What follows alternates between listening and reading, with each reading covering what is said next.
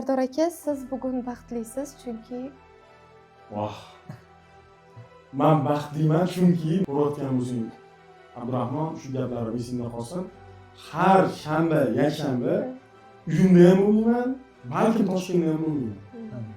Sen universitetda o'g'lisan deydilar. Haqiqatda shunaqa. Men Toshkent davlat iqtisodiyot universitetining o'g'liman, bolasiman, farzandiman. Birinchi chet davlatga chiqqanim bu Xitoy.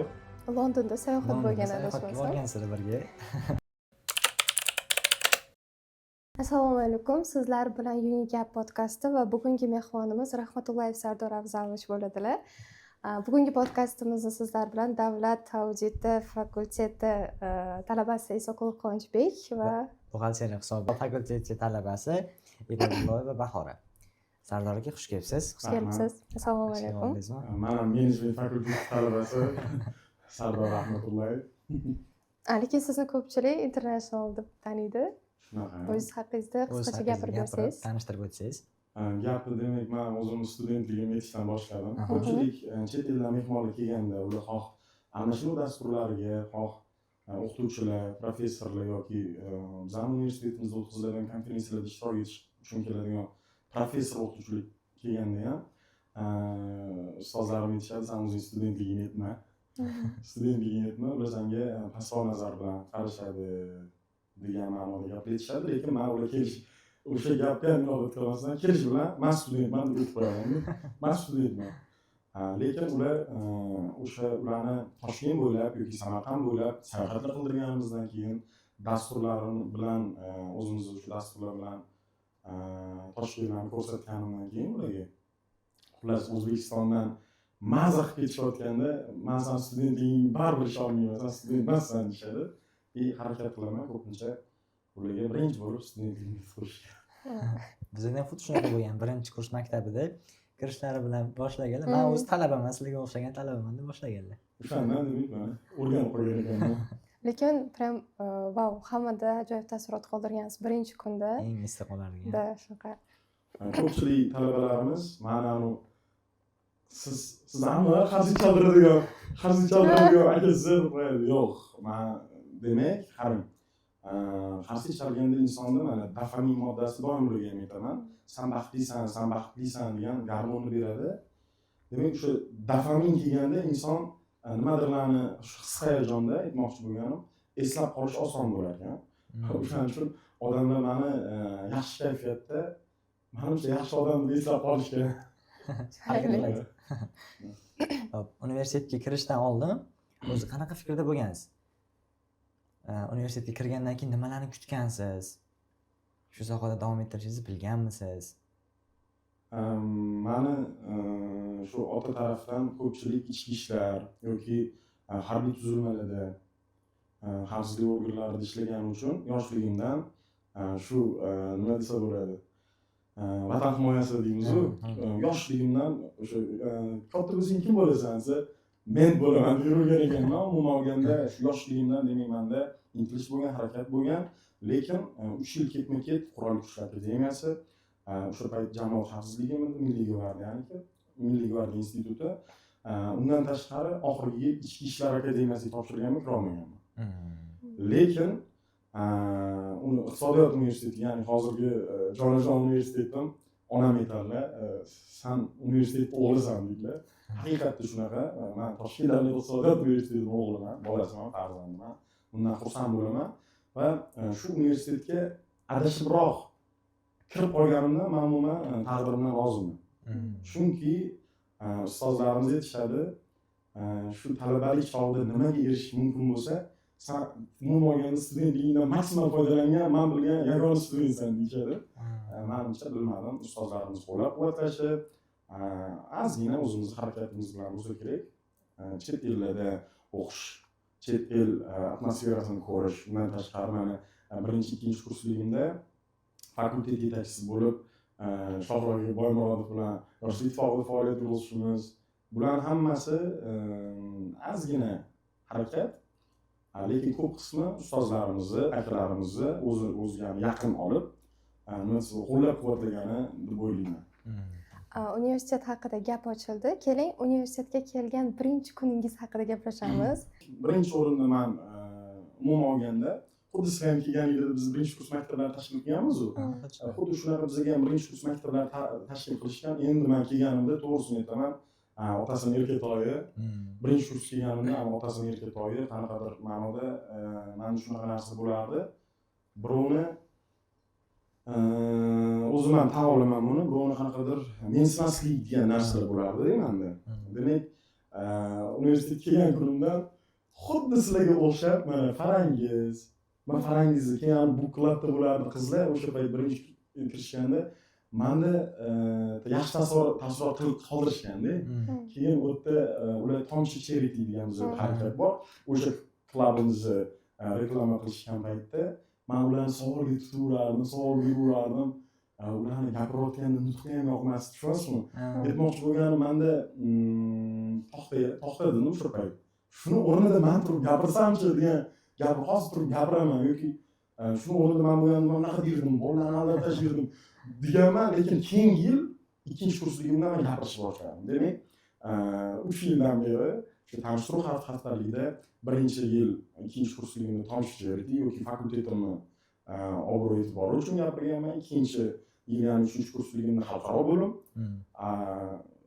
3-yilimizda mana bu yil ham xalqaro bo'limning xalqaro hamkorlik bo'yicha yoki xalqaro aloqalar bo'yicha umuman olganda universitetimizda qanaqa jozibador imkoniyatlari borligini talabalarimizga tanishtirishga harakat qilganman.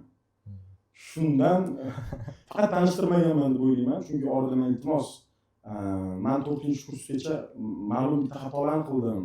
Hurmatli talabalar, sizlar shu xatolarni qilmanglar.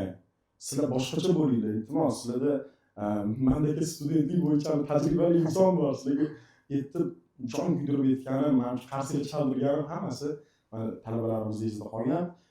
Ko'cha-kuyda ketishayotganda ham assalomu alaykum Sardor aka desa, men odam baribir boshqacha bo'lib ketadi. Birinchi taassurotdan zo'r bo'lganda. Birinchi taassurotlar juda ajoyib bo'lgan. Men xursandman. Umuman asosiyini aytmayman. Shohroq ham kirganlar. O'sha mana o'yinlari bor. Peshidan qaranglar, kim yaxshi, kim yomon degan o'yinlarni bir beraman, sizlarning xarakteringlarni bir beraman deganlar. Shu eng yomoni o'zim chiqqanman. Keyin endi shunaqa psixologik o'yinlar bor edi. Shularni o'tkazganlar. Keyin men Shohroq aka Boymurodov akam deyman, oldilariga borganman. Aka, demak 3-kunlar adashmasam, tanishtiruv haftaligida. Menda universitetga kelguncha shuncha bazam bor. Men shuncha yutuqlarga erishdim. Men O'zbekiston chempioniman. Men O'zbekistonni rekordchisiman, qurolsoz ustaman, eng ilg'or mutaxassisman, harbiy sportchiman degan narsalarim bilan medallarimni, videolarimni hammasini ko'rsatganimdan keyin mudofaa vaziridan olgan sovg'alarim hammasini ko'rsatganimdan keyin ham tegib ketganlar. Senda Sardor bilasan, men o'zim yoshligimni ko'rdim dedi. Hissa qilib aytdi, "Bos ukamman, kel. Iltimos sanaga borga kerak" dedilar. O'shandan demak, Yoshlar ittifoqi talabalar bilan jamoani orasiga kirib ketdim. Lekin men undan oldin adashmasam 6-7 sinfligimdan Kamolatda o'sha payt kamalak bo'lardi. Maktab paytlari. Kollejda ham viloyat kengashi yetakchisi edim tadbirkorlikni rivojlantirish bo'yicha. Shunaqa yo'nalishda umuman yoshligimdan Yoshlar ittifoqida bo'lganman. O'zingizga qiziqish bo'lgan? Shuna qiziqish bo'lgan, umuman jamoaviy ishlash degan teoriya menda kuchli bo'lgan. O'shaning uchun jamoasiz tura olmayman. Do'stlarsiz yasha olmayman. Qiyinchiliksiz. Agar men iltimos qilgan oldimda sevgi muhabbat, allangan ayol, bevafo dunyo degan savollarni berasiz. Mayli, beravering, imkon darajasida harakat qilaman. Bu ham yaxshi Sardor aka. Nima savol bor ekan, to'g'risi menga juda qiziq. Yo'q, mayli, buni oxiriga olib qo'yamiz unda. Universitet mavzudan chetlashmagan holda ustoz haqida mavzu ochamiz va ustoz siz uchun kim va ustozim deb kimlarni ayta olasiz hozirgi kunda? Ustozlarim ko'p emas. Balkim akalarim ko'p. Balkim yaqin insonlarim ko'p. Lekin men uchun ustozlik qilgan universitetda ikkita insonni bilaman. Ustoz men uchun tajriba, ustoz men uchun hayotda qoqilmaslik, ustoz men uchun hamma narsa. Men boshida ustoz tanlashga qiynalganman. Lekin uni ustoz qadriyatlaridan kelib chiqqan holda, ustozning energiyasidan kelib chiqqan holda men o'zimga mos ustozni to'g'ri tanlaganman deb o'ylayman. Ko'pchilik aytadi. Demak, meni birinchi ustozim universitetda Shuhrat aka Satimbayevich, bizada dekan muavini. O'sha payt ham ma'rifiy ishlar, yoshlar masalalari bo'yicha dekan muavini edi, hozir ham shu lavozimdalar. Bu insonga men ko'p ta'rif bera olmayman. Chunki u insonni o'ziga yarasha dunyoqarashi, o'ziga yarasha qadriyati, o'ziga yarasha stolni urganda nima deydi, qattiq zehniyati bor edi-da insonni. Shunaqa ham so'zlari o'tkir edi. Shuning uchun men ustozni bilganman. Demak, u inson bilan 2 yil yoshlik ittifoqida ularni fakultet yoshlik ittifoqi yetakchisi bo'lgan bo'lsam, inson bilan birga ishlaganman. Men qoniqqanman. Demak, mana ularning yo'llaridan ketdim deya olmayman, lekin o'sha payt bizda dekan bo'lib ishlagan, 4 yil davomida dekanlik qilgan, hozirgi paytda xalqaro hamkorlik bo'yicha prorektorimiz Xalikov Ulug'bek Rustamovich, bu meni ikkinchi ustozim. Va hozirgi paytda asosiy ustozim, chunki u insondan men faqat universitetda yurish turish, universitetda o'zini tutish yoki qanaqa o'qish, qanaqa ta'lim olish yoki olgan ilmlarni birovga singdirish degan narsa emas. Bu insondan oilada qanaqa ota bo'lish, u insondan oilada qanaqa farzand bo'lish, u insondan men nima desa bo'ladi, ko'chada do'st birodarlar orasida qanday qilib inson o'zini o'rnini topib bilish, shunaqangi ko'p narsalarni o'rganib boraman hali-haligacha. Men u insonni misol uchun 4 yildan beri tanisam, yo'q, paxta emas. 4 yildan beri xolislik joyini kesib yuboringlar. 4 yildan beri tanisam, bilasizmi? Bir xil paytlarim men bu insonni bo'ldi to'liq bilaman deb o'ylayman. Lekin qaysidir auditoriyaga darsga kirganlarda yoki qaysidir bir hamkorlar bilan uchrashuv qilib turgan paytlarda yangi skilllarini yana chiqaraveradi-da. Aytmoqchi bo'lganim, u inson juda qadriyatga ham, ilmga ham, zukkorlikka ham, zehniyatga ham boy inson. Ko'p insondan ko'p narsani o'rgansa bo'ladi. Haligacha o'rganib kelolman. U men uchun bilasizmi? O'sha paytlar menimcha fakultetga kelganimda shu fakultetga kelganim qanaqa izohlayman? Bunday sandiq ochsangiz ichida hech nima yo'q deb o'ylasangiz, bitta sandiq ochsangiz ichida xazina bo'ladi-ku. Xuddi shunaqa. Menda o'sir bo'lgan. Shuning uchun ustozlarimdan faxrlanaman. Meni qo'llab-quvvatlab turgan ustozlar juda ko'p. Ularni agar men hozir nomma-nom aytadigan bo'lsam, ko'p. Podkastimiz oxirigacha boradi. Podkastimiz oxirigacha boradi, shu ekan. Ustozlar meni ko'rib turgan agar ustozlarim bo'lsa, men sizlarni juda ham yaxshi ko'raman. Imkon darajasida harakat qilaman, sizlarni hurmat qilishga, e'zozlashga va bitta narsani yuragimga tugib qo'yganman. Ko'p yaxshi ko'rgan ustozlarimga aytaman. Ustoz deyman, agar zo'r inson bo'lib ketsam, katta inson bo'lib ketib, pullarim ko'payib ketsa, shu nasib qilsin, endi uni imkoniyat darajasidan kelib nimani yaxshi ko'radi ustozim? Birga sizga mashina olib beraman deb birga sizga uy olib beraman. Shu narsalarni qilish nasib. Hozircha bir 6-7 va'da berdim. Harakatimiz ham menimcha o'shanga mos bo'lishida harakat qilamiz. Shohrux aka Boymurodov ustozimiz haqida gapirib o'tdingiz. Ular bilan qanaqa tanishib qolgansiz, ularning oldiga borganlaringizni aytdingiz. Lekin Ulug'bek aka Xalikov ustozingiz bilan qanaqa tanishib qolgansiz? Birinchi kursdami yoki keyinchalik tanishdingizmi? To'g'risini aytaymi? Ulug'bek Rustamovich meni tanimasdilar. Taxminan 2-3 oygacha. Keyin tanlovlar bo'ldi.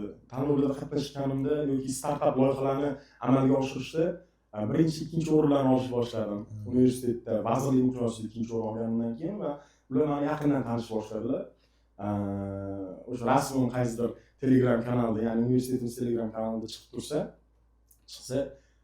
zinalardan chiqib tushganimda yoki bizning xonamizga, auditoriyamizga kirganlarda juda ham ko'p auditoriyamizga kirardilar. Bilasizmi, tinimsiz. U insonni men xonasida kamdan-kam ko'rganman. Chunki auditoriyani aylanib, ham talabalarning tartibi, ham o'qish bilan juda qiziqqon inson edilar. Hozir ham shunaqa. Umuman olgan talabani yaxshi ko'rardi. Shunaqa talabani yaxshi ko'radigan inson. Xullas, shunaqa xona ochganlarda ham mana Sardor yoki tanlovlarda yutganmiz zinalarda ko'rib qolsa ham Sardor yutibsanmi? Ko'rdim seni. Молодец boss deb shunaqa menga doim motivatsiya berib o'tib man va nima desa bo'ladi. Demak, menda imkoniyat katta, men ko'p harakat qilishim kerak.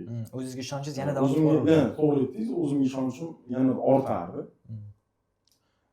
Shu Ulug'bek Rustamov bilan biza fakultetda keyin yetakchi bo'lganimda yana tanishib boshlaganlar, oldilariga kirib nima desam ham ustoz shunaqa qilmoqchimiz, nima maslahat berasiz desam, men senga faqat maslahat emas, kerak o'zi nima xarajatlari bor, nima yordam deb shunaqa qo'llab-quvvatlaydilar.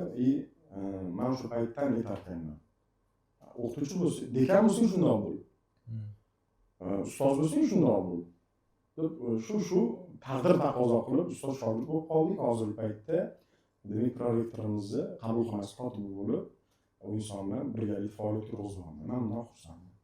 Birgalikda xalqaro bo'limda faoliyat yuritamiz. Keling, unda xalqaro bo'lim haqida gaplashamiz. International deb taniydi sizni hamma. Shu haqida va bir talabalarga ham qiziq. Bilasizmi, bizda klublarimiz bor. Bir-nima klublar juda ko'p, 18 tami, 20 tami shunaqa. Demak, talabalarga nima kerak bo'lsa, qaysidir lider talaba uni topa oldi.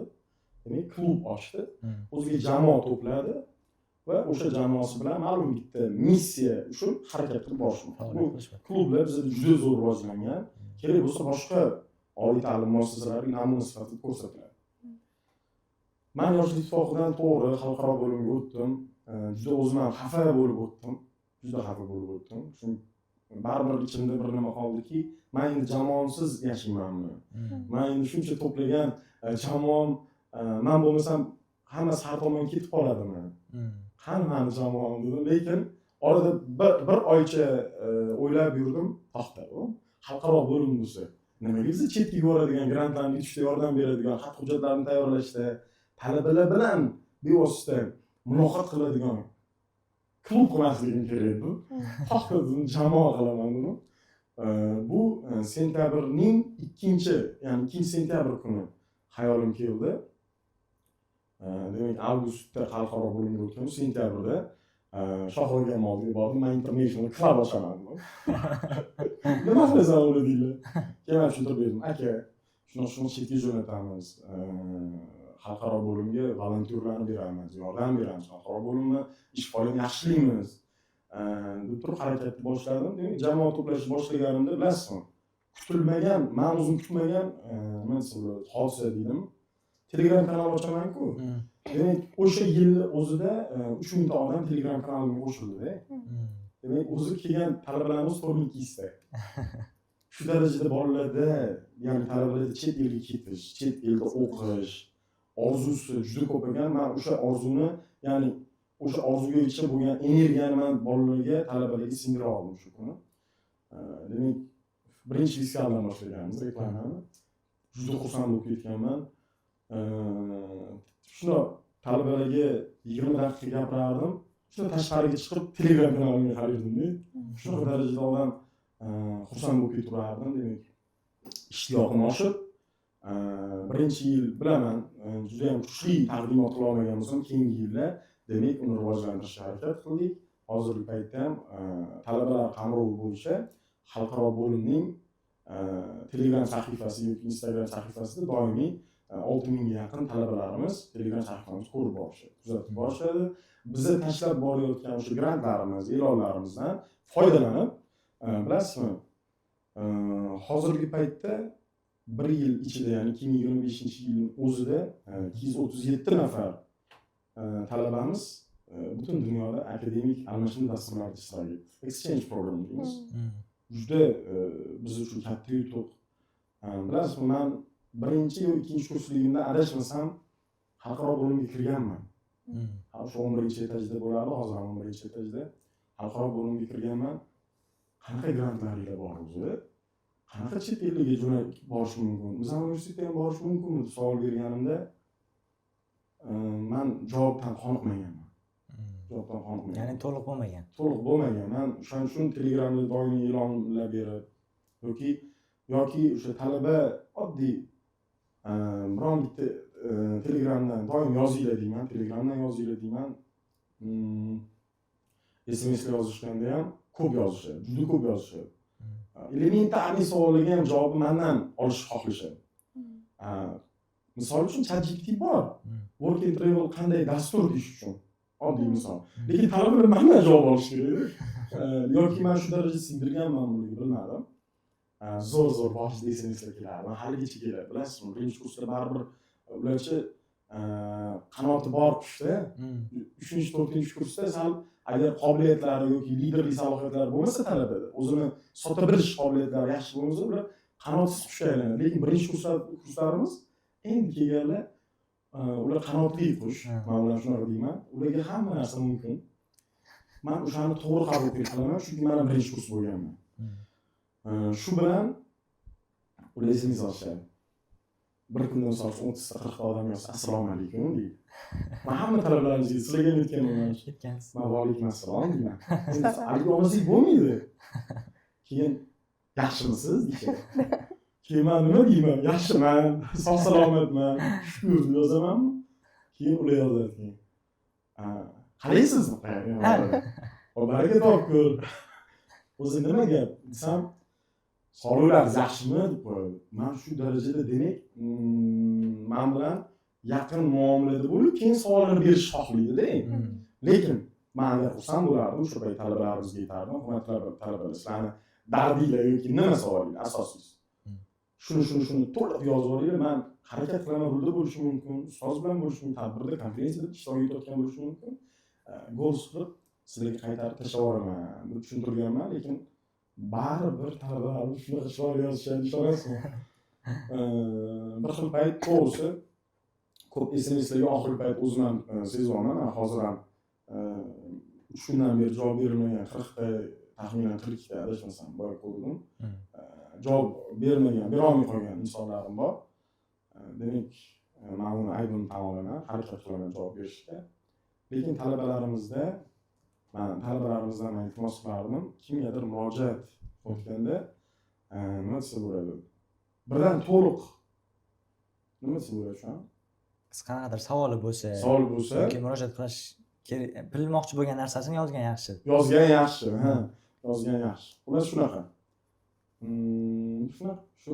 Keyin bizda mana xorijiy talabalar soni ham universitetimizda hozir 610 nafar. 610 nafar, demak, butun dunyoning 17 ta davlatidan bizda talabalar o'qiydi. Bu talabalar bilan ishlash juda ham qiziqarli, juda ham orasida xitoylik talabalar ko'p.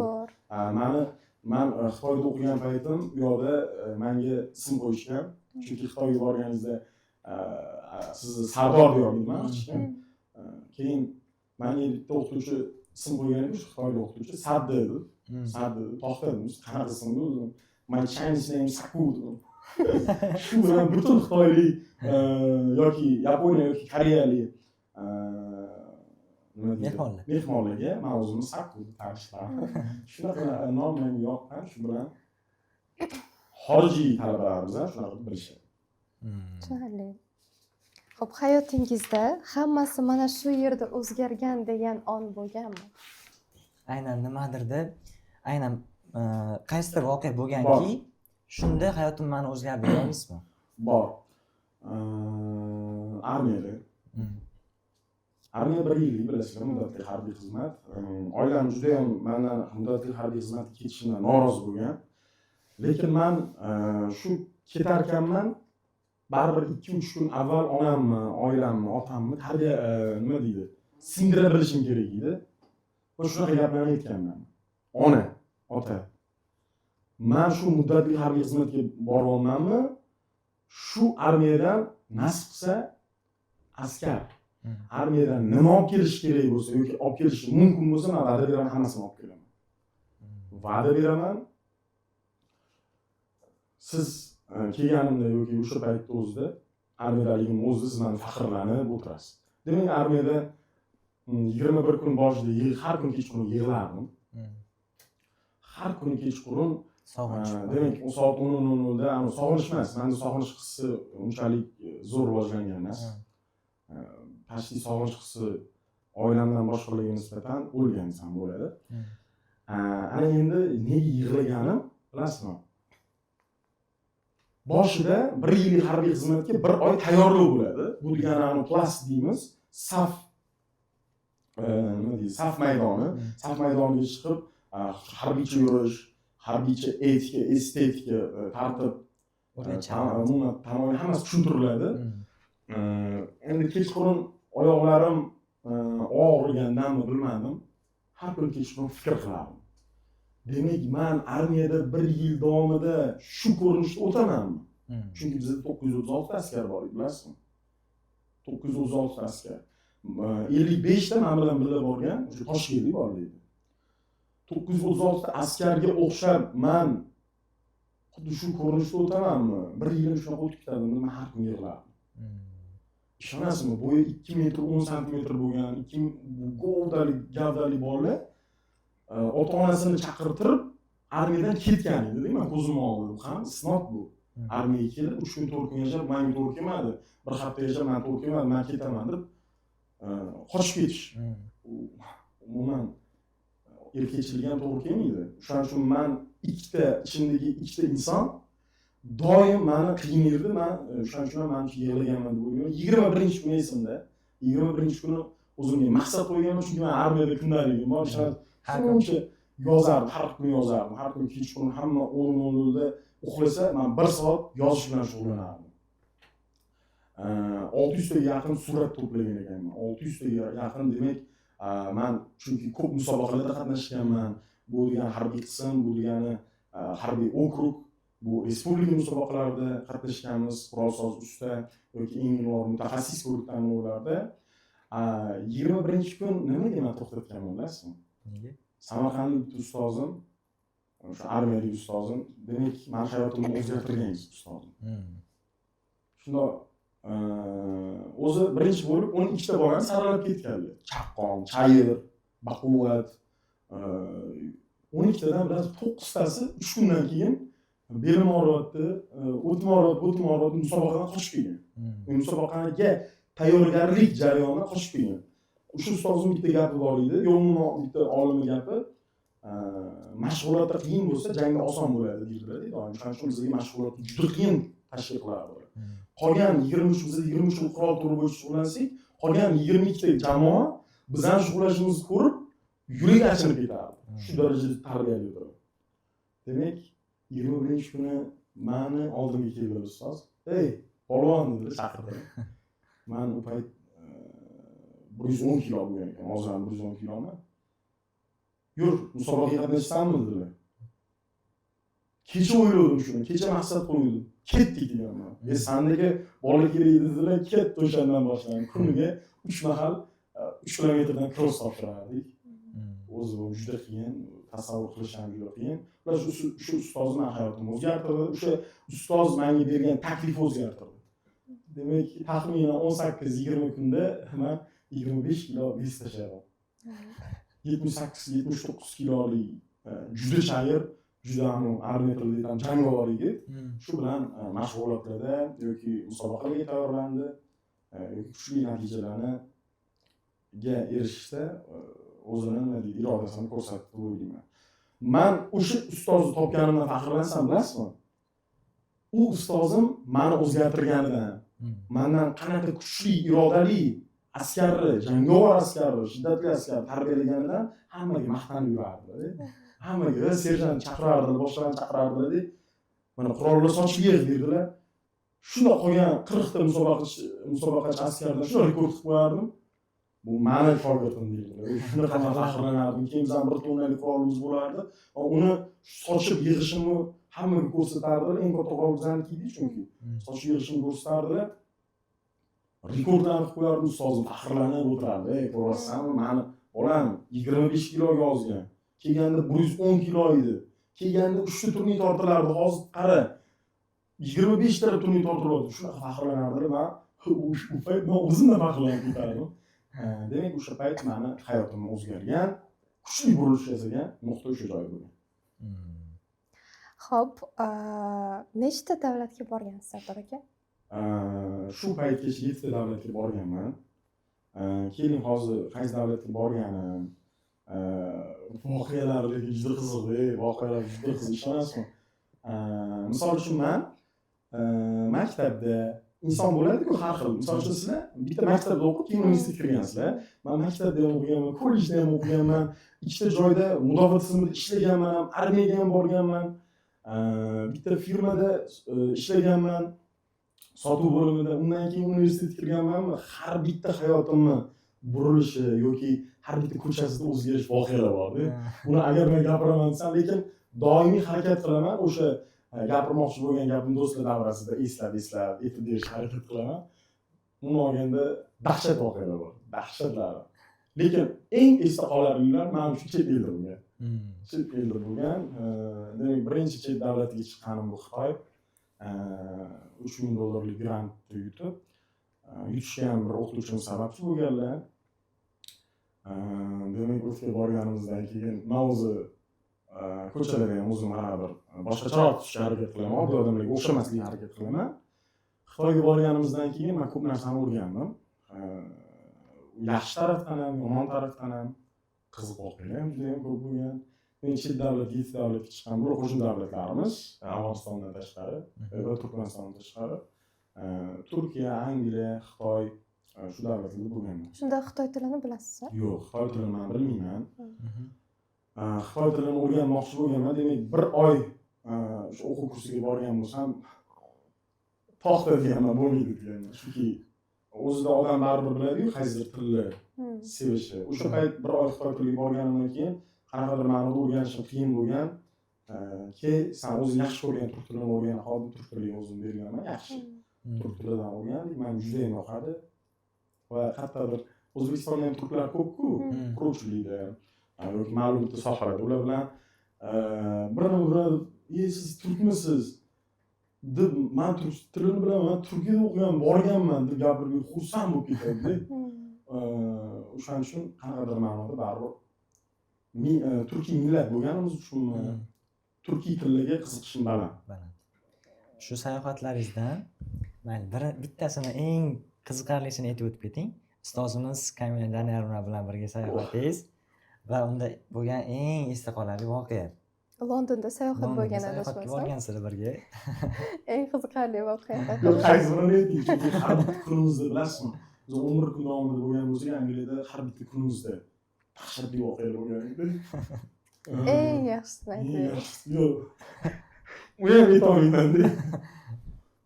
Hozir agar Kamila Daniyarovna ko'rib turgan bo'lsa, ustoz, o'shani aytingmi yo'qmi? Ustoz, aytingmi yo'qmi? Yo'q, ko'p voqealar bo'lgan. Misol uchun, agar Angliyani eslaydigan bo'lsak, men bilasizmi, sayohatchi degan kitobni o'qib chiqqanimda, u yerda 3 ta faktor yozilganda. Demak, ma'lum bir davlatdan boshqa davlatga sayohat qilsangiz, u oraliq masofasi misol uchun 3000 kilometr yoki 5000 kilometr tashkil qiladigan bo'lsa, umuman atmosfera, aura o'zgacha bo'ladigan bo'lsa, insonda 3 xil o'zgarishlar bo'ladi deydi. Demak, qorni uncha-munchaga oshmaydi deydi. Demak, nimasi uyqusi uncha-munchaga kelmaydi deydi. Va 3-sinf talabalarga yetganman bilishadi, o'sha narsa uncha-muncha kelmaydi deydi. Aytmoqchi bo'lgan insonda vijivaniya degan narsa bor, nima? Yashovchanlik. O'sha narsa yoqiladi-da. Yoqilganidan keyin inson charchamaydigan bo'lib qoladi. Men shunaqa qaysi chet davlatga borgan bo'lsam, charchamaslik hissi paydo bo'lardi. Hamma kuni bo'yi o'qsa, kuni bo'yi o'qib yoki ma'lum bitta universitet hamkorlik bilan amalga oshirsak, uchrashuvlarni tashkil qilsak, yoki tadbirlarni uyushtirsak, hamma bilan birgalikda. Men kechqurun yana o'sha davlatning tungi atmosferasini ko'rish uchun chiqib ketardim. Bilmadim. Energiyam birinchi sig'may ketardim. Hamma, mana misol uchun 11 kunga borganmiz, 11 kun sayohat qilgan bo'lsa, men 20 kundan ko'p sayohat qilganman ularga. Chunki sizlar uxlayotganingizda men kechasi ham sayohat qilganman deyman. Bitta o'zim chiqib ketdi. Demak, mana Turkiyada oxirgi marta Turkiyada Taksim, Istiqlol ko'chalarida aylanib xullas mazza qildim. Demak, esda qolarli voqea. Ya'ni ko'p, juda ko'p. Ustoz hali o'ziga alohida aytib beraman yana. mayli eslaymiz. boshqa davlatdagi esda qolarli Misol uchun birinchi chiqqan davlatim Xitoyda o'qigan paytlarimiz u joyda 20 kundan ko'p bo'lganman adashmasam. Demak 5 ta shaharda bo'lganmiz, eng yaxshi shaharlarda. Birinchi bo'lib Uxan shahriga borgan bo'lsak, Pekin shahridan keyin Uxan shahrida o'qishni davom ettirib turgan paytimizda men time management degan narsaga uncha amal qilmasdim. Bilasizmi, hozir ham o'zim soat 10:00 da keldim. Faqat shunaqa vaqt bo'lib qoldi, tig'iz keldim. Mashinamda bir narsam qolib ketibdi. Darrov borib olib keldim. Mashinamni ham axir qilib qo'ydim, ha. Demak, O'zbekistonda bo'lsak, komfort zonada ekanmiz-da. Men Xitoy ham shunaqa deb o'ylayman boshida. Kecha-yu kunduz aylanib, soat 6 da men shu voqea juda esimda qolgan. Soat 6 da yotoqxonaga kirardim ertalab. Kechqurun emas, ertalab. Ertalab 6 da kirardim, tong sahar. 6 da uxlashga yotardim. 8:00 da yana budilnigim, unaqa dumaloq budilnigim bor. Turmagunizcha qo'ymang. Shuni darrov qiladi, shuni turaman, ko'zimni ochaman. O'qish ketasiz. Shuni o'qishga ketaman. Men vazifam o talabalarimizni, ya'ni 17 student yig'ib, ikkita jamoaga bo'lib va ular bilan kirib darsga o'tirish. Ana endi soat 6 da kiraman. Meni yotoqxonam xonasi 5-etajda, sizlarga tushunimcha 5-qavatda. Birinchi qavatga kirib, Pollatta bilan anu farosh ayol, shu xitoylik farosh ayol atishni boshlaydi. Meni xonamni 8:00 da budilnigim chalishmay taqillatadi. Bilasiz, 2 soat ichida, demak, ularga 2 soat berilgan bo'lar ekan tozalash uchun. 2 soat ichida butun 5 etajli 5 qavatli binoni tozalab bo'lar ekan-da. Keyin shuni taqillatib 8 dan 3 daqiqalar o'tganda taqillatdim, shuni ko'zimni ochib, demak 5-10 daqiqada yunib, o'g'il bolaga o'zi ko'p vaqt ketmaydi. O'zi ertalab kechqurun kiyib kelgan kiyimimni yana shunday kiyib, shu bilan darsga chiqib ketardim. Bir kun bitta voqea bo'ldi. Soat 9:00 da ishda 50 ta bizlar bilan kelgan o'sha 30 ta davlatdan kelgan talabalar bilan biza Uxan shahrining bitta bog'i bor ekan, o'sha joyga borishimiz kerak. 9:00 da deydi. Men o'zi soat 7 da kirib kelganman yotoqxonaga. Uxlab qolman. 9 dan 3 daqiqada, 9 dan 3 daqiqa o'tganda shuna borsam, endi oragacha yarim kilometr masofa pishqon borishingiz kerak. Shuna borsam, avtobus meni ko'rdi-da, eshikni yopib ketdi-ku. O'shanda bilasizmi nima ichimdan o'tdi? O'shanda emas, undan keyin men bir yuvanli mototsikl arendaga olib, u bilan avtobusni siqib to'xtatmoqchi bo'lib, orqasidan yugurib, shu darajada yarim soat meni kuchim ketdi. Ana nima deydi? Hozir ma'noda xavotir oldim. Ulardan qolib ketsam endi sharmanda bo'ladi, endi gap eshitaman ustozlardan deb. Keyin ulgurdim. Ulgurganimda ham xitoylik o'qituvchi bilasizmi menga dedi. Sardor dedi, sen juda zo'r yigitsan dedi. Nima deydi, sen you are energy boy dedi. Men seni yaxshi ko'raman, lekin men senga atlab ishing yo'q. Chunki sen dedi, time managementga amal qilmaysan dedi. Chunki sen vaqtida kelmaysan dedi. Keyin men qarorni soldim, "Ey, ustoz, o'zi 2 minutga kech qoldim dedi. Shu 2 minut dedi keyin butun taqdiring o'zgartirsin." Keyin men o'shandan orqaga o'tirdim, bir xafa bo'lib o'tirdim, o'sha bitta fikrat qildim. Demak, bu yoqqa hech qachon kech qolmagan.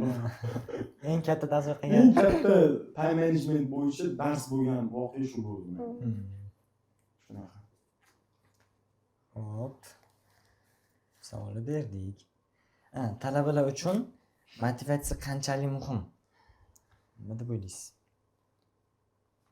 Aynan biror bir ishni boshlash uchun. Bularda motivatsiya kerakmi o'zi yoki kerak emasmi? Motivatsiya kerak. Motivatsiya mana misol uchun har bitta inson o'zini oldiga savol qo'yishi kerak-da. Nimaga degan? Misol uchun universitetga talaba kiryaptimi? Topshiryaptimi? Nimaga topshirishim kerak? Men shu ishni oxiriga yakuniga yetkazishim kerak desa, nimaga yetkazishim kerak? O'zi bu ish menga nimaga kerak? Umuman olganda men nimaga o'qishim kerak? Umuman olganda men nimaga pul topishim kerak? Nimaga men daromadi ko'p inson bo'lishga harakat qilishim kerak? Nimaga men tanishlar orttirishim kerak degan savollarni o'rtaga qo'yib olish kerak-da. Har bitta inson o'zining xarakteri bor. Ma'lum bir inson motivatsiyaga o'zi to'la, unga faqat nima kerak? Disiplina kerak. Ma'lum bir insonda o'zi disiplina bor, lekin u butun umr me'yorida bo'lib qolgani uchun unga bir motivatsiya kerak. O'shaning uchun kimga nima kerak? O'zi bilib olish kerak. Misol uchun menga ko'p disiplina kerak. Birinchi kursligimda menga motivatsiya kerak, motivatsiyaga intilganim uchunmi, ko'pchilikdan motivatsiya olishga harakat qilganim uchunmi?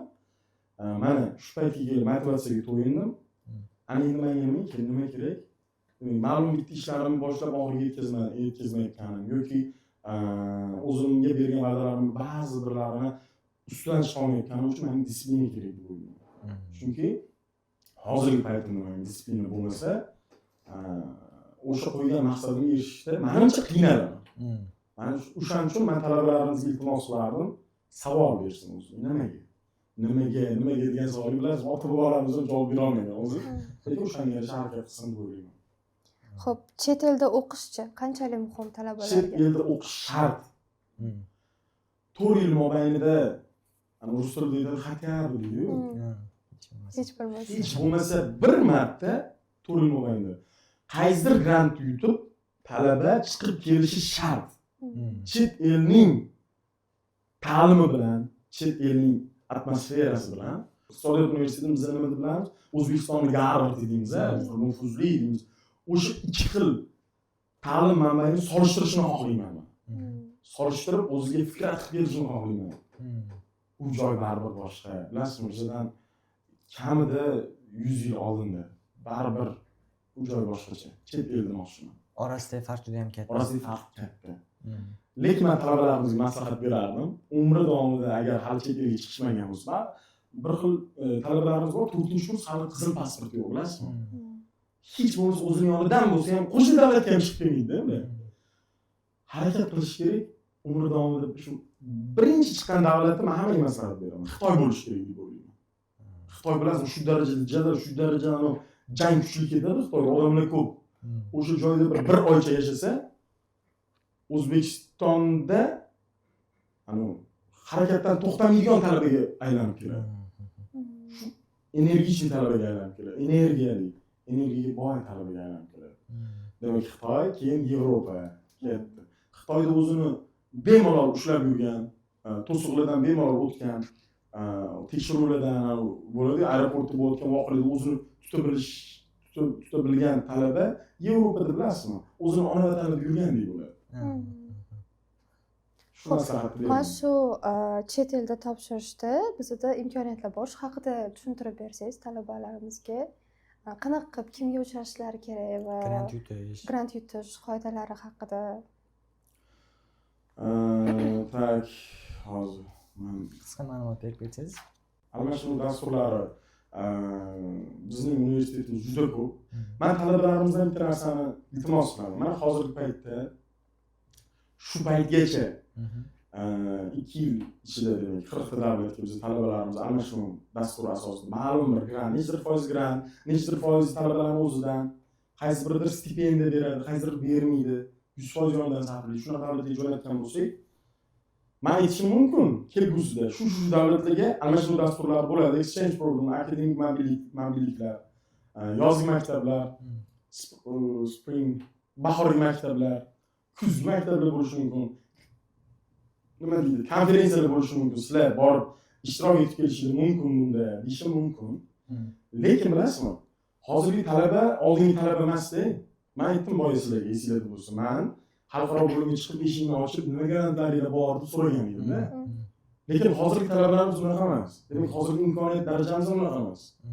Biz e'lon qilib borayotgan Telegramdagi grantlarni biz to'g'ridan-to'g'ri qaysi universitet bilan hamkorlik qilgandirmiz yoki qaysidir universitetning tavsiyasi asosida yoki chet elga ketish bo'yicha shunaqa hamkorliklarni amalga oshirgan bo'lamizmi? Farqi yo'q. Bizani hozirgi zamonaviy talabamiz qanaqa? O'zi topib, oddiy misol. Yozgi maktab 2026-yil Yevropada deb yozsa, oddiy misol, bilasizmi? Qancha ro'yxat chiqib keladi. Men buni o'zim yozdim. 20 taga yaqin ro'yxat chiqadi. Fransiya, Germaniya, Italiya, Ispaniyada konferensiyalar chiqib keladi. Unga hujjat topshirish mumkin bo'ladi. Almashinuv dasturlarida ishtirok etish mumkin bo'ladi. Talabalarimiz faqatgina bizga bergan e'lonlarda emas, o'zlari ham topib, o'zlari qiziqib ular bilan o'zlari emaillar orqali suhbat qilib, muzokaralarga olib borib, men sizlarga bormoqchiman. Men shunaqa nufuzli universitetda o'qiyman. Biz shunaqa akkreditatsiyadan o'tganmiz. Biz shunaqa top darajadagi universitetmiz deb o'zlarini qaysidir ma'noda yaxshi taraflarini reklama qilib, skilllarini ko'rsatib, grantlarni yutib ketishlari mumkin. Faqat bunga me'yoriy balki hujjatlar deyishimiz mumkin, balki sabab deyishimiz mumkin. Yana bir qancha me'yorli hujjat kerak bo'ladi. Aytmoqchi bo'lganim, talaba faqat biza bermaymiz talabaga bu yo'lni. Talaba o'zi yutib ketishi ham mumkin. Xo'p, shu paytgacha sizga ishonch bildirmagan odamlar ham bo'lganmi? Bo'lgan. Hozir ham bor unaqa insonlar. Mana misol uchun hozirgi paytda 3 ta maktabda bitta jazoni ijro etish muassasasi, ya'ni yoshlar koloniyasida borib iqtisodiy moliyaviy savodxonlik bo'yicha o'zim bilimlarimni o'rganayotgan bo'lsam,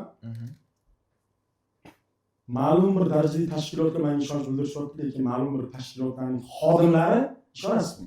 Eshitishni ham xohlamayman. Chunki ular menimcha deb o'ylayman, o'zi ular yosh bo'lmagan, ular qiziqqon bo'lmagan, ular talaba bo'lmagan, ularda qanaqadir g'ayrat bo'lmagan, ular komfort zonada deb o'ylayman.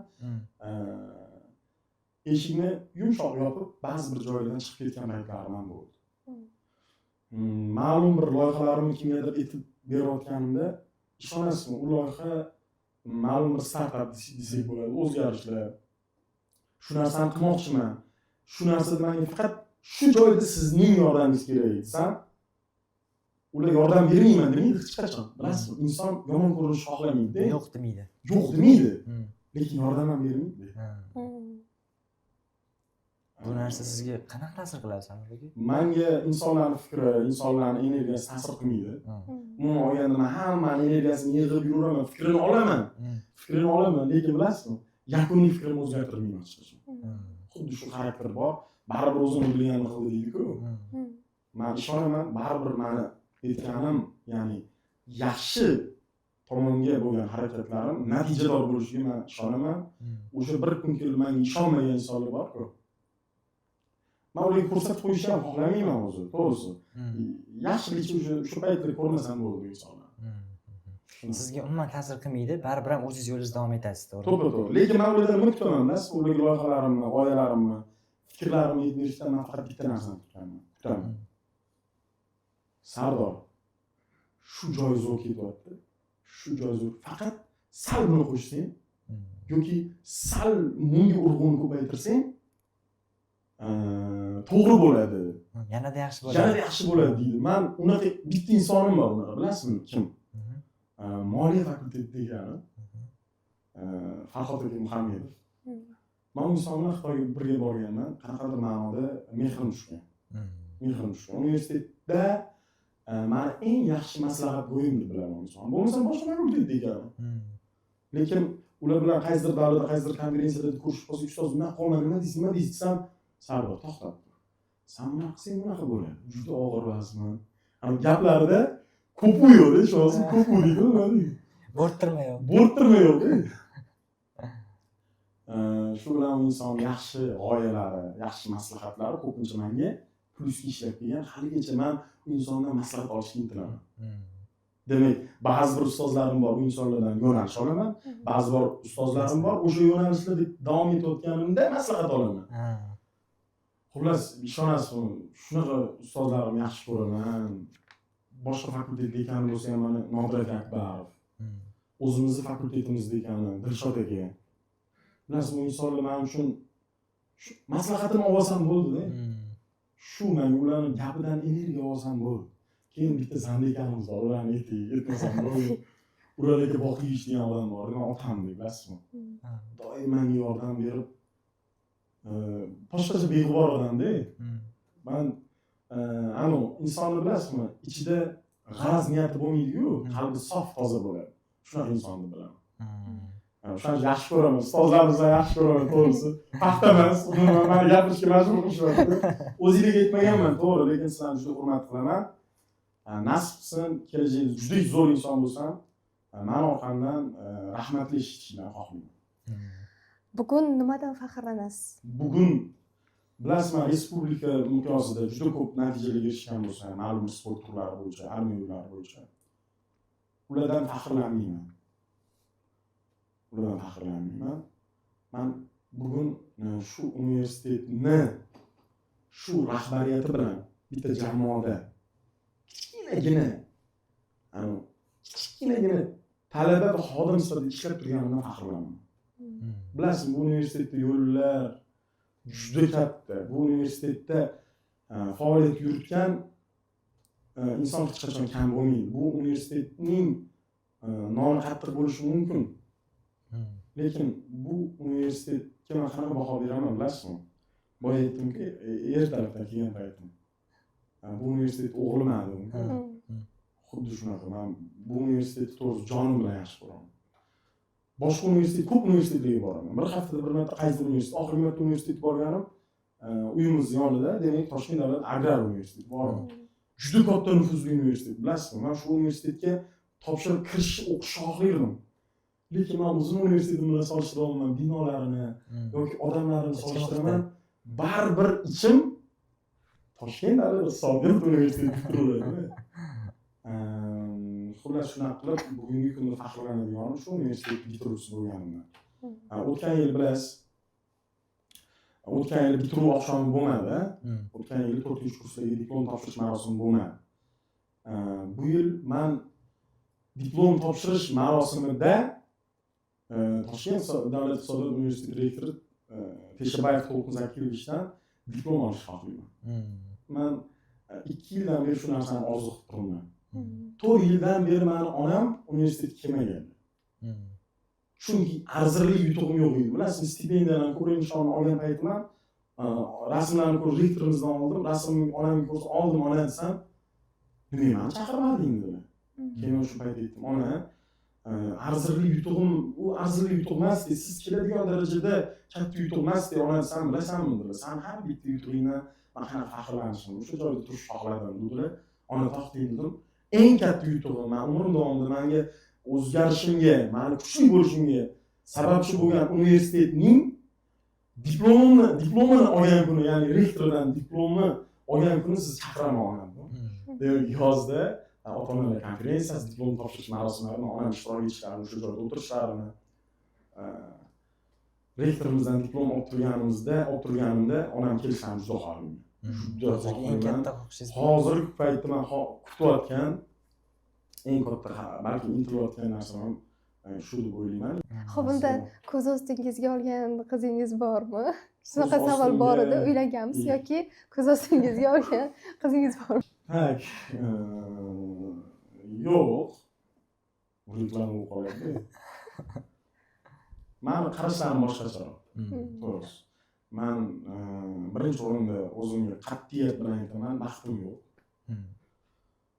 Yana qat'iyat bilan aytaman, misol uchun men sabrim yoki qaysidir ma'noda qilayotgan ishlarimga to'sqinlik qilishi mumkin-da. Mening bitta harakatlarimga to'sqinlik qilib qolishi mumkin. Men uni qachondir ko'rganman, bilganman. Shuning uchun o'zimda ko'z ostiga olib qo'yish yoki uni birovning nigohlaridan asrab yurish, u bilan doimiy muloqotda bo'lish degan teoriyalarni olib tashlaganman. Men energiyamni demak unga emas, hozircha men o'zimni maqsadlarimga berishga harakat qilib turaman. Baribir aytadi-yu, Toshkentlik yigitlarda baribir bitta nima deydi, o'zini aqidasi bor. Onam topgan yo'lanaman deydi. Demak aytadi-yu, ana kinoda. Men seni sevdim. Nima deydi? Men seni yuragim bilan, yo'q, men bilan aytadi. Men bitta qizni sevdim. Yuragimni parcha-parcha qildi. Endi har bitta parchasi bittadan yaxshi ko'rib qoldi. Kino deyapti, to'g'ri, lekin men unaqa bo'lmagan. Men to'g'ri, baribir bitta bo'lar ekan. Insonning simpatiyasi deymiz. Insonda erkaklik garmoni o'zida ma'lum bitta boshqa jins vakiliga nisbatan mehr, qanaqadir sevgi his-tuyg'ularida nima deydi? Uni qalbida yashash, xohlash degan narsalar bo'lar ekan, baribir. Xo'p, agar bugun o'zingiz bilan yuzma-yuz kelsangiz, nima degan bo'lardingiz? Ya'ni oldingi siz va hozirgi siz bilan yuzma-yuz kelsangiz. Avvalgi Sardor hozir universitetga kirmagan, ko'p narsani o'rganmagan, ustozlaringiz bo'lmagan payti unda o'sha paytdagi o'zingiz aksingizni ko'rganingizda hozirgi paytingiz nima degan bo'lardi? Gapirma dedim. Hech kimga hech narsani gapirma dedim. Demak, sir boy bermaydigan insonlardansiz, to'g'rimi? Yoki Yo'q, o'zi men o'zi sirim yo'q, to'g'risi. Siri yo'qning deydi, do'sti ham yo'q deydi. Lekin bilasizmi, o'zimga yarasha sirlarim bor. Uni birovga aytib bo'lmaydigan, o'zimni dunyoqarashim. Bir xil do'stlarim aytadi, "Seni hali ham yaxshi bilmas ekanman." Menga shu ma'qul. Shu ma'qul. Demak, hamma tomonimni, ya'ni o'zimni butun his-tuyg'ularimni ochib tashlamaslik menga ma'qul. Men bir xil joylarda bilasizmi, juda jiddiyman. Ya'ni ma'lum bir insonlarning orasida juda jiddiyman. Ma'lum bir insonlar orasida juda hazilkashman. Vaziyatga moslashishga, demak men shunaqa o'zgaruvchan yoki ko'nikuvchan deymiz-ku. Chiroyli. Shunda hayotingiz davomida sizda do'st qanchalik muhim? Agarda mana shu do'stni suv misolida oladigan bo'lsak, siz hayotingizda bu suv ichishga yaroqlimi yoki yaroqsizmi? Bilasizmi? Agar chanqovni inson qondirmoqchi bo'lsa, u loyihalangan yoki kir suv bilan ham insonni chanqov bosiladi-da. Lekin men do'stni havo bilaman, kislorod bilaman. U siz suvsiz misol uchun 3 kun, 20 kun yashasangiz bo'ladi. Lekin havosiz 10 sekund uzoq. Bo'ldi, hayot to'xtaydi. Meni eng yaqin do'stim demak onam. Qolganlari o'rtoqlarim, oshna-og'aynilarim, ulfatlarim. Davralarim juda ko'p, juda katta, o'ziga yarasha katta nima desa bo'ladi, fikr zehniyatga ega bo'lgan, maqsadlar kuchli auditoriyam bor, o'zim jamoam bor. Jamoa deganda shu ulfatlar deymiz-ku. Shunaqa. Lekin meni hayotim davomida topgan eng yaxshi do'stim onam. Onam va otam. Chunki bilasizmi, ota bilan munosabat deganda ko'p mentalitetimiz ota bilan munosabat deydi-ku. Lekin bilasizmi, men yoshligimdan otamni juda yaqin inson bo'lganini bilaman menga. Otam meni haqiqiy do'stim bo'lganini o'ylayman. Juda haqiqiy do'st menga ota. Ona ham. Shuning uchun men do'stlaringiz kim deganda birinchi bo'lib ota-onamni demak ko'zimni oldiga keltiraman. Keyin universitetdan topgan do'stlarim bor. Maktabdan topgan do'stlarim bor. Keyin o'z bog'chadan, keyin o'z armiyadan topgan do'stlarim bor. Do'stlaringiz ko'p bo'lar ekan, lekin orasida sizning qadriyatingizga mos keladigan, misol uchun maktabdan meni bitta do'stim bor. Birinchi sinfdan bitta partada o'tirgan Mirodil degan do'stim hozir magistratura Italiyada o'qiyapti. Mana ketganiga 2 oy bo'ldi. Atigi 2 marta xabarlashdik. Lekin eng yaqin do'stingiz bilasizmi? Oradan oylar o'tib keyin gaplashganimizdan keyin ham juda yaxshi ko'raman. Juda meni eng qadrdonim shu yigit. Juda sog'inaman uni. Boya aytdim-ku, sog'inish qismini faqat ota-onamga aytdim-ku. Unda o'ylab qarasam, u bolaga ham nisbatan. Shu bolani ko'rsam quchoqlagim kelaveradi, chunki u bolaga mehrim boshqacha. Yaxshi ko'raman. Qolgan do'stlar universitetdan topganlarim behisob doston. Ketdi qolgan bolalar. Ko'p bunaqa. Armiyadan topganlarimiz bor. Demak, har bitta jamoadan topgan do'stlarim bor. Yon atrofingizda do'stlar juda ham ko'p. Juda ham ko'p. Chiqib keta oladigan. Do'stlarim ko'p emas, do'stlarim kam, taxminan 4 ta 5 ta. O'rtoqlarim ko'p. O'rtoqlar. Bo'sh vaqtlaringizda ko'proq nima bilan shug'ullanasiz? Bo'sh vaqtlarimda sayr qilish bilan shug'ullanaman. Mana hozir sizlar bilan uchrashuvdan keyin bilasizmi, men bitta o'zim ketaman. So'qoq o'rmoni degan joy bor. O'sha joyga ketaman, bilasizmi, men u yerda meni eng ko'p shug'ullanadigan ishim o'ylash, fikr qilish, o'tirib, to'g'ri men fikrlarimni yetkazib bera olish qiynalarmi? Yoki u meni fikrlarim yoki nima desam, so'z boyligim kamdir, salohiyatim pastroqdir, bilmayman. Lekin o'ylab, hayotda bo'layotgan o'zgarishlar, kelajakda qilmoqchi bo'lgan ishlarim, qaysi joylarida men shu ish qilishim kerak, deb o'zim bilan o'zim fikr qilib o'ylab yoki ma'lum bitta podkast sizlarga o'xshagan o'zimizga o'xshab podkast qo'yib yoki ma'lum bitta kinoni ko'rib yoki eng yaxshi ko'rgan mashg'ulotimni bilasizmi man o'zi Instagram yoki Reelslar u darajada man qo'rqmasman o'zimga baryer bor to'siq bor juda kam ko'raman lekin eng yaxshi ko'rgan mashg'ulotim tog'larga baland joylarga chiqaman-ku chiqib o'sha kurtkani yozib Reels ko'rib o'tiraman atrofga qarab bilasizmi inson har xil narsadan energiya oladi lazzat ko'p narsadan lazzat olishi mumkin birov qaysidir yosh misol uchun tungi klublardan energiya oladi mashinada tezlikdan energiya oladi lekin mani toifam prosta borib o'tiraveraman-da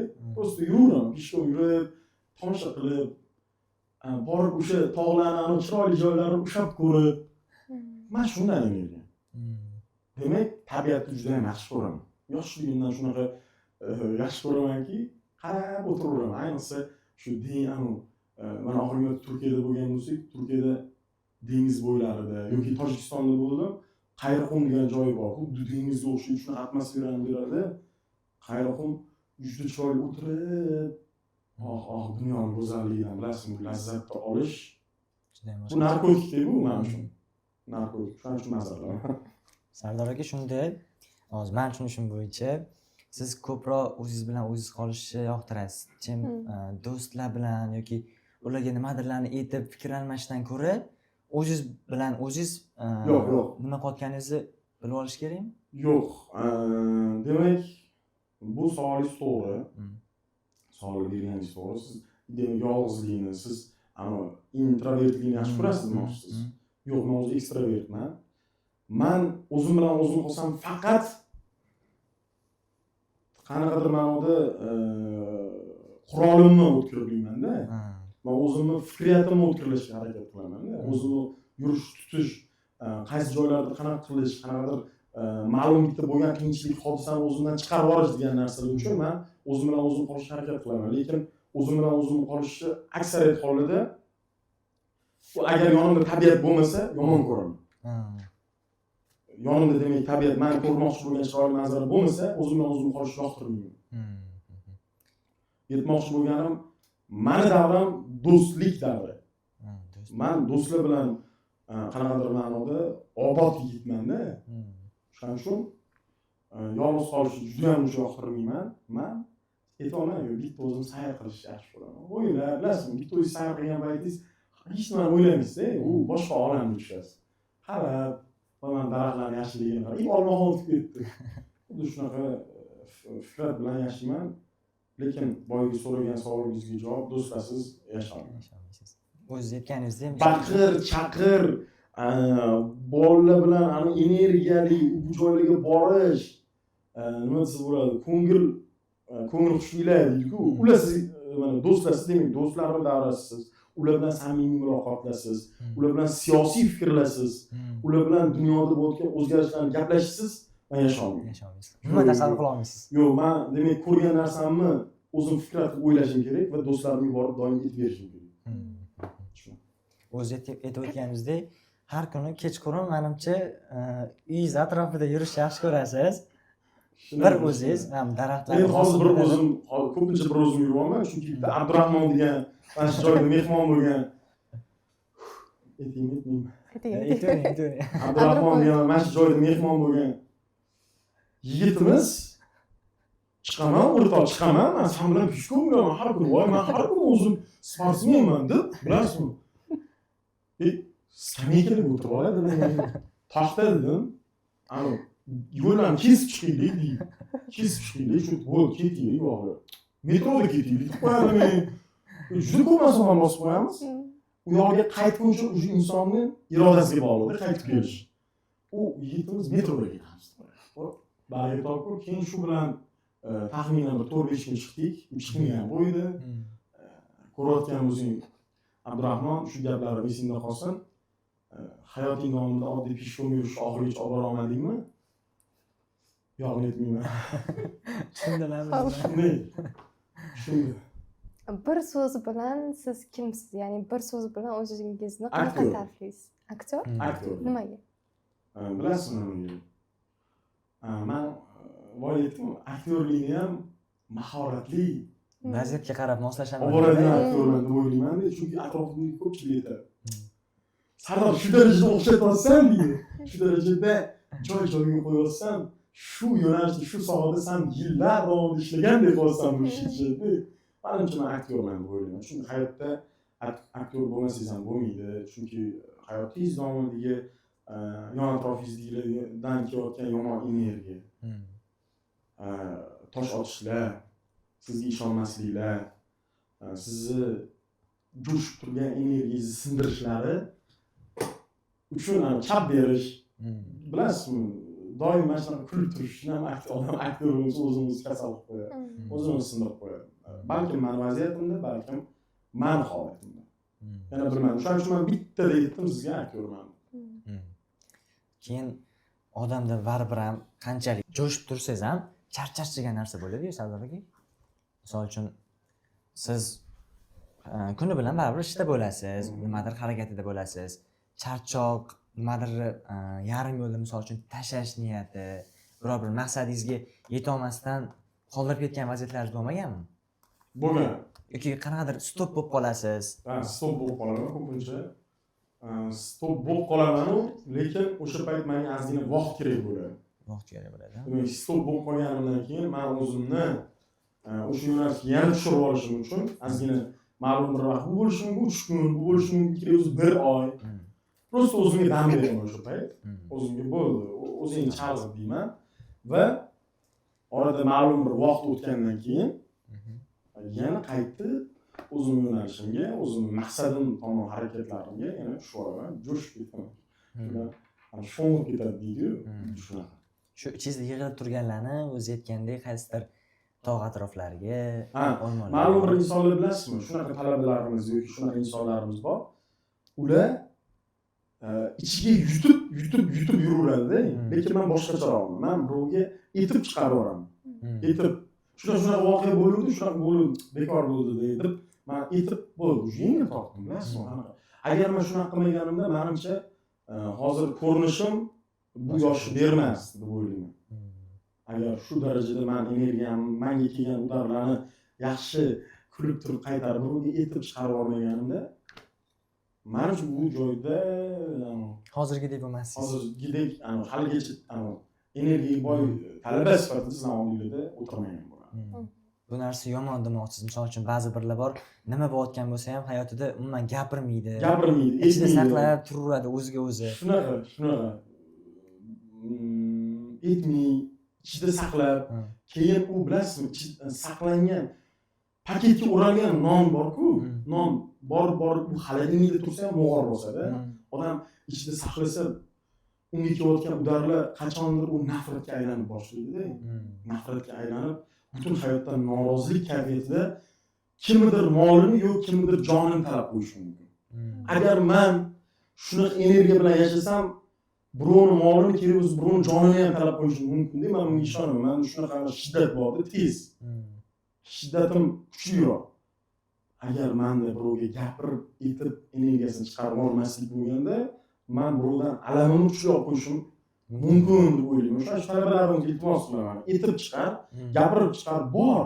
Sayohatlar qil, bor. Hech bo'lmasa 3 kunga Tojikistonga, 2 kunga Qozog'istonga yoki Qirg'iziston tog'lariga, Karako'ylarga borib o'tib kel, maza qilib kel. Tanish o'sha yerda. Tanish, qiz bola bo'lsang, qizlar bilan tanish. Qiz bola bo'lsang, qiz bolalar bilan tanish. O'sha yerda Filippin, Yaponiya, Xitoy, dan o'rtoqlaring bor. Ular shunaqa qilib, boya aytganimdek, do'stlar bilan men baribir maza qilaman. Lekin har kuni hech bo'lmasa 1 soatdan yolg'iz qolib yoki kino ko'rib, yoki peshkomda yurib, o'zim bilan o'zim gaplashishni xohlayman. Ichimdagi ovozlarim nima deyapti? Qanaqa maqsad qo'yapti?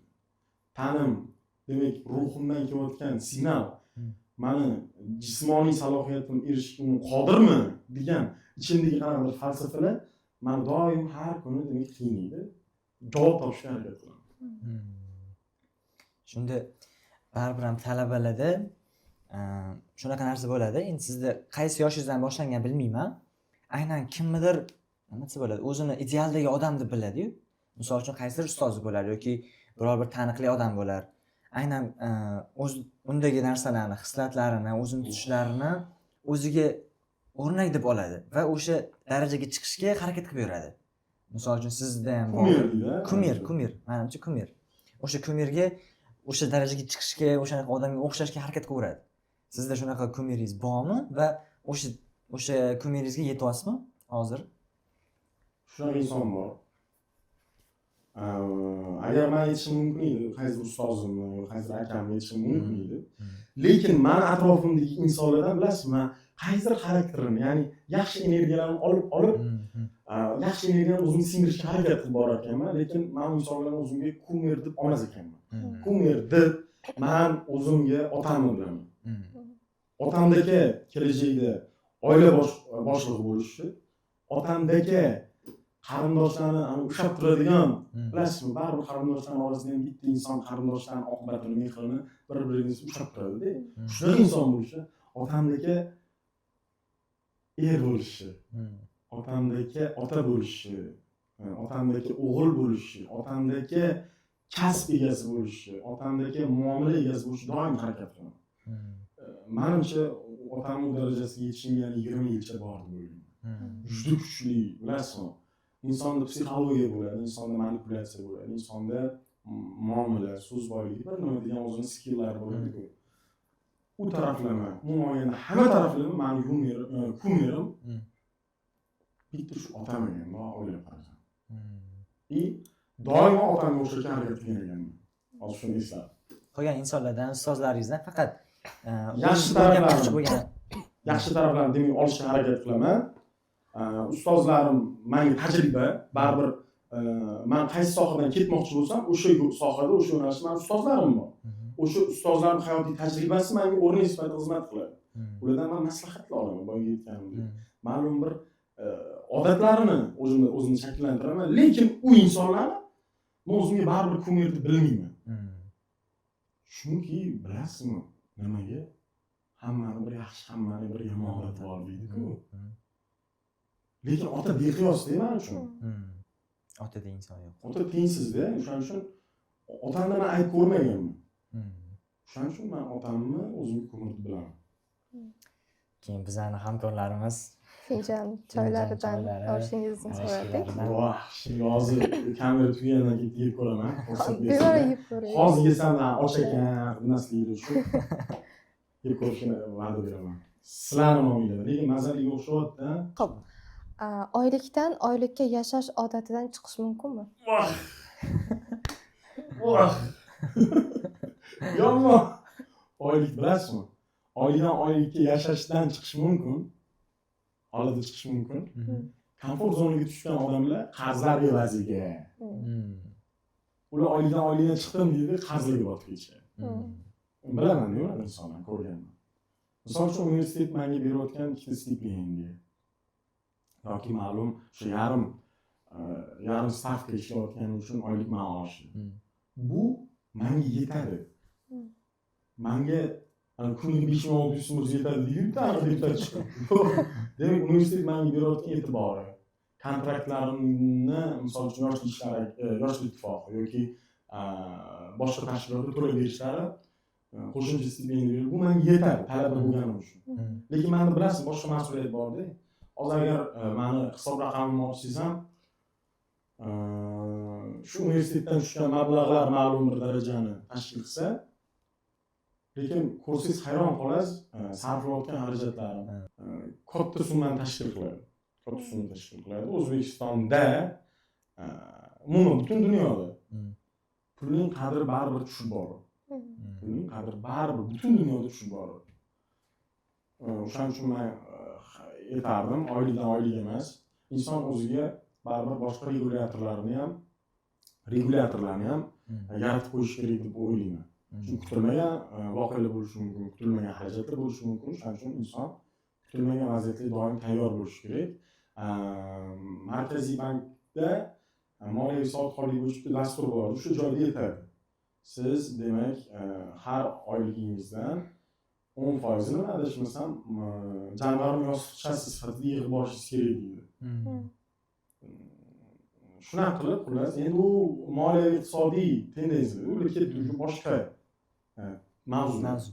Ular bilan menimcha soatlab gaplashsak bo'ladi.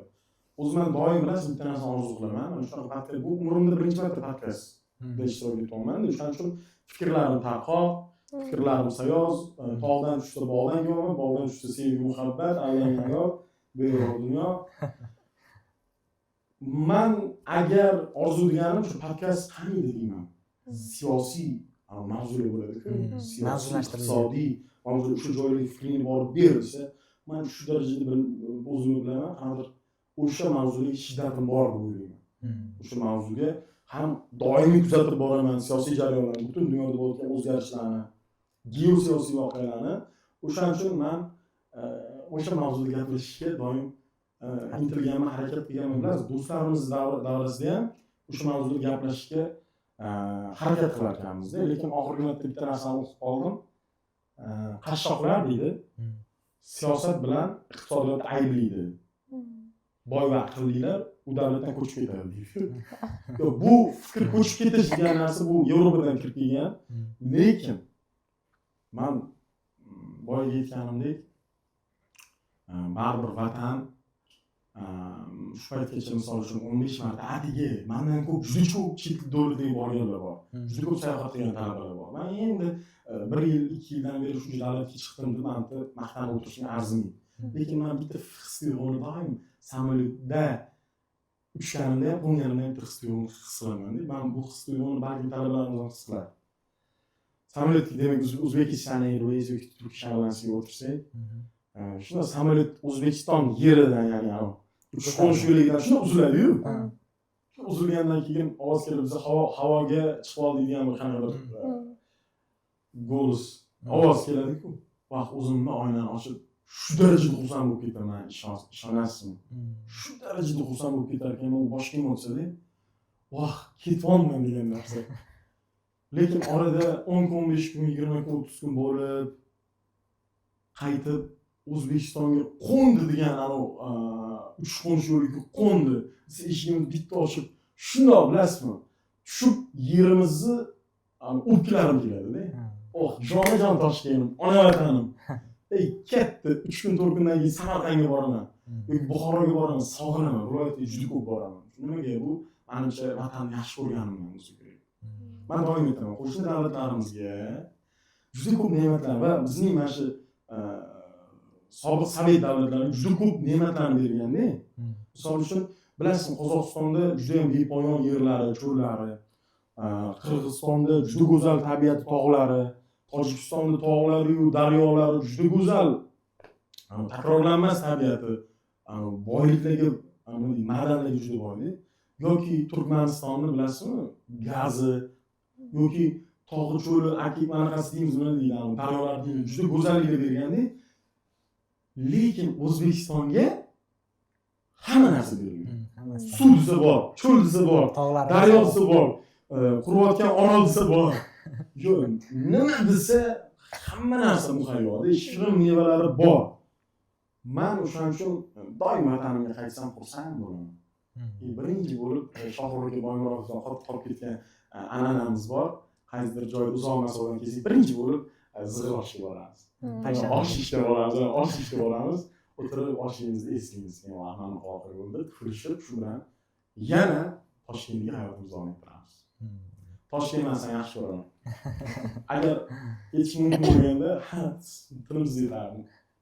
Bizani Unigap an'anasi. Ha, bizda an'ana bor. Menimcha ko'rgansiz loyihalarimizni. Bu sizning rasmingiz va rasm orqasiga tilaklaringiz yoki talabalarga maslahat yozasiz va imzoyingizni rasm ustiga yozib qoldirasiz. Bu rasmingiz bizni portfolioga tushadi. Talabalarga maslahat deganda yozib qo'yaman, o'zingiz o'qib berasizmi? Ha, 20 ta mehmonimiz bo'lgandan keyin hammani yig'amizda. Tomoshabinlar ham bo'ladi. Sizlar ham kelasiz, o'zlaringiz o'qib berasizlar keyin. Men birinchi og'zga keta qolaymi? Talabalarga maslahat deganda, hurmatli, farqi yo'q, butun meni ko'rgan, bilgan, umr davomida talaba bo'lganlarga iltimos qilardim. Talabalarimiz shunaqa narsa singib qolgan. Misol uchun talabalarimiz harakat qilish, qanaqadir loyihalari bor, ideyalari bor, kimgadir borib aytish kerak. Aytib bersa, u bo'lmaydi deydi-ku kimdir. Bo'lmaydi, yoqmadi yoki ma'lum bitta narsani kimdir iltimos qilsa, u yo'q desa bo'ldi. Bu talabalarimiz bilasizmi? Hayot tugab qolgan deb bo'lar ekan, deydi. Bo'ldi, bo'lmas ekan-ku deydi. Uni yo'llarini qidirmaydi.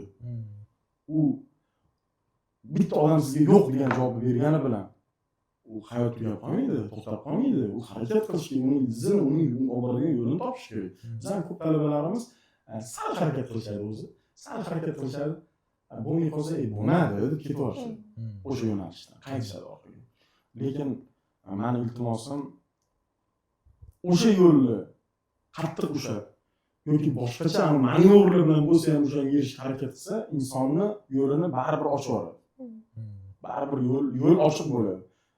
Peshonasi yarqiragan deydi-ku. Yoki yo'li ochiq deydi-ku, bizning xalqimizda gap bor.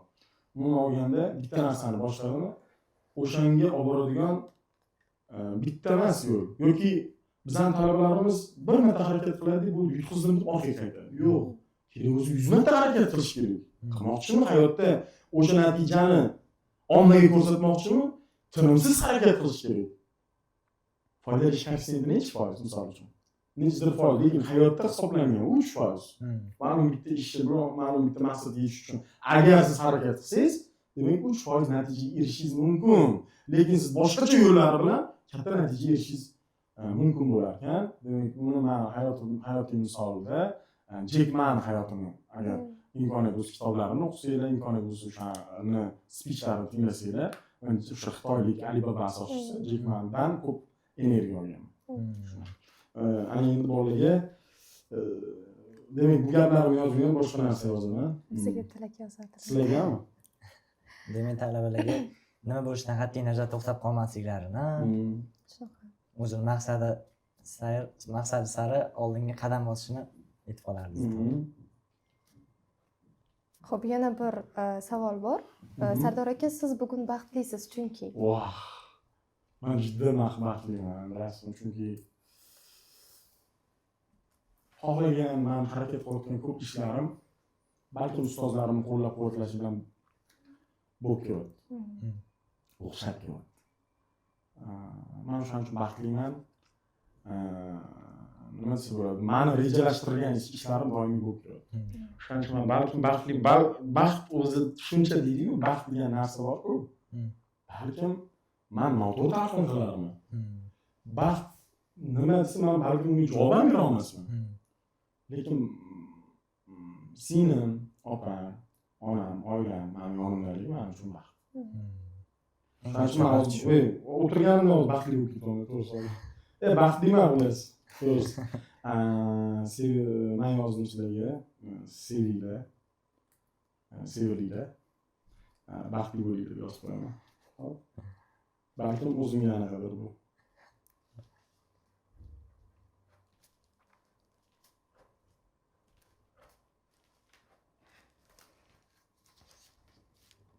Bo'ldi. Nima yozishim kerak? Rasm oldiga rasmga imzongizni qo'yingiz. Ko'rinadigan teparog'iga. Masligi bo'ladi, o'zi jo'nagani. Va bu rasm bizning portfolioga tushadi.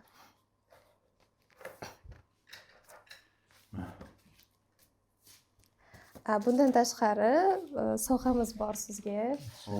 Sovg'alarimiz mehmonlarimizdan kelib chiqadi.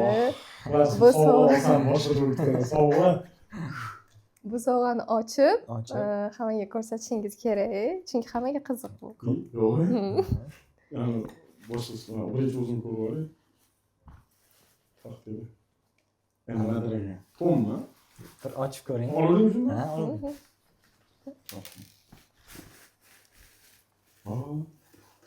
Vau. Tak. Vah, nasıl sapsılar. Tak. Shuni doim olaman deyman-u, bilasizmi, duty free'larda $20 tursa olgisi kelmaydi odam. Ololmagan ekanman o'sha payt. Bu qanaqa faqat bilmayman. Shunaqa ochiladi. Ahvoliga. Sizga juda ham mos sovg'a deb o'yladik. Albatta. Bunaqasi menimcha. Yo'q, bunaqasiga. Bunaqasi. O'zingiz bilmayman. Tak, shuni ham qolaveramiz. Demak, keyingi bekat. Aytmoqchi. Ertaga Tojikistonga borib kelmoqchiman. Ertaga. To'g'ri, shuncha sog'indim. Xo'jand shahri juda ham menga yoqqan. Shuning uchun mashina taqib taksiga ketdim. Mazza qilib borib kelsam bo'ladi. Rahmat. Kelganingiz uchun rahmat. Kelganingiz uchun rahmat. Xursandman. Bilasizmi, mana sovg'alar oldim-ku.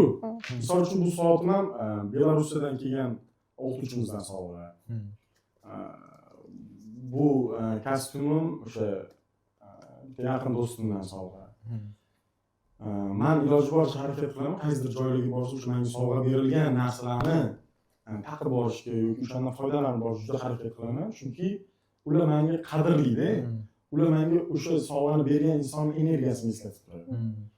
Qanaqadir o'zim yaxshi his qilaman. Mazza qilib taqib yurasiz. Buni lekin endi zo'r ketadi. Bu qadar kelgan ma'naviy sovg'aman.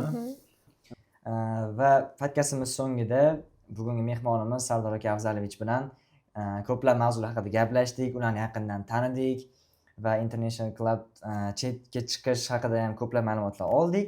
Bizlarni kuzatib boringlar, like, podpiska bosish esdan chiqmasin, qo'llab-quvvatlasanglar, biz yanada energiyaga to'lib. Yana bitta ma'lumot, agar ruxsat bersanglar, men mana international, ya'ni xalqaro hamkorlik sohalarida talabalarimizga harakat qildim, ko'p ma'lumot bermaslikka. O'zimni ushlab turdim. Yo'q, bera olmayman, yo'q, ayta olmayman degan ma'noda o'zimni ushlab turdim. Chunki yaqinda juda ham katta bizning xalqaro hamkorlik bo'yicha prorektorimizning katta intervyulari chiqadi. Juda katta intervyular chiqadi. O'shanda bizning talabalarimiz juda ko'p ma'lumotlarga ega bo'lishlari mumkin. Shuning uchun men prorektorimizdan, ustozimdan, rahbarimdan oldin gapirib qo'yishdan ozgina cheklandim. Eshitgan bo'lsanglar, bilgan bo'lsanglar, meni shaxsiyatimga, meni fikrlarimga qiziqqan talabalar, bu hali hammasi emas. Sizlar bilan kerak bo'lsa, o'zimiz alohida o'tirib, ma'lum bir davrlarda soatlab gaplashib o'tirishga, ma'lum bir o'zimizni bosib o'tgan talabalik yo'llarimizda qilgan xatolarimizdan chiqargan, olgan tajribalarimizni sizlarga aytib berishdan charchamaymiz. Doim muloqotdamiz, hurmatli talabalar. O'qituvchidan talaba olishga to'g'ri qiynalishi mumkin, lekin talabadan talaba energiya olishi juda oson. Umuman olganda podkastga chaqirganingizga ming rahmat. Ana endi finjonni shirinliklardan tashqari o'zim bilan o'sha turk baklavalarini olib kelganman, o'shani sekin yesak bo'ladi. Rahmat, xayr. Rahmat. Hammaga rahmat, bizani kuzatib boringlar.